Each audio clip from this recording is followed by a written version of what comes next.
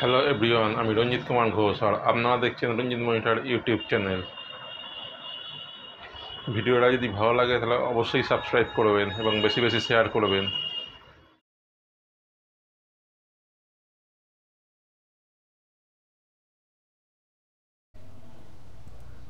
ডেস্কটপে দিস পিসি বা control panel এগুলো এর আইকনগুলো কীভাবে এখানে আনতে হয় চলুন দেখা যাক। আমার এখানে দিস পিসি বা কন্ট্রোল প্যানেলের আইকন নেই, এটা কীভাবে আনা যায় চলুন দেখা যাক।